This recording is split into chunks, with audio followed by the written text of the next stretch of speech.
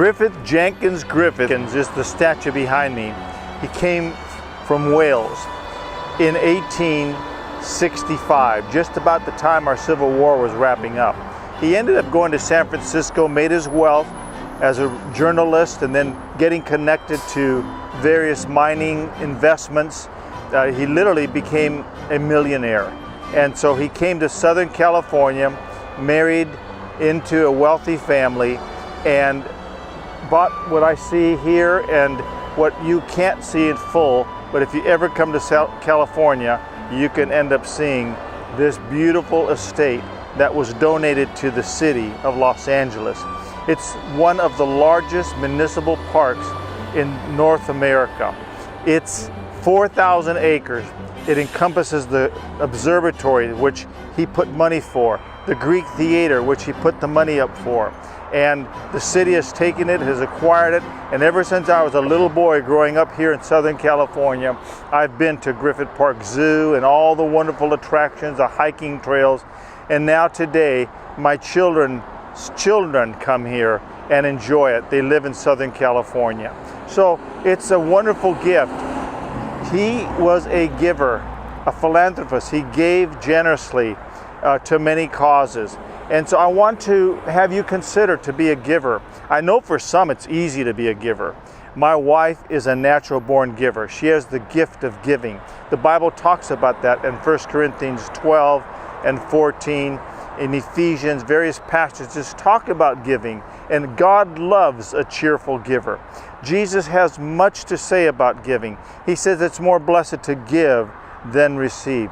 He says those that give are blessed by giving. God will bless the giver.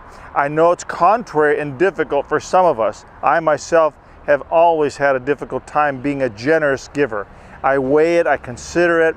It's not easy for me to be a giver, so I'm confessing to you. My dad died when I was 7. My second dad left my mom at 13.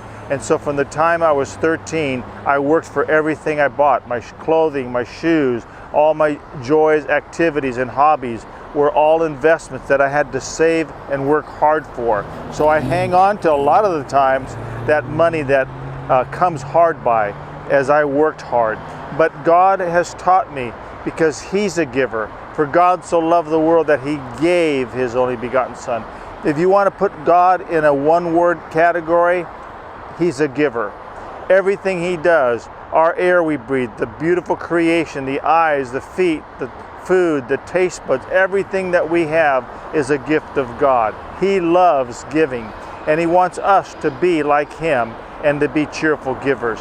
So I pray that for people that struggle with giving, that we can have a blessing in learning to give. It's easy being married to Marilyn because she naturally is the giver. So what we earn together, we share with others. And so many of my friends have been givers.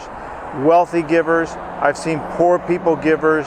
I've seen rich people stingy and poor people stingy. We want to be people that give. Giving isn't just always money. It's time, talent, ability.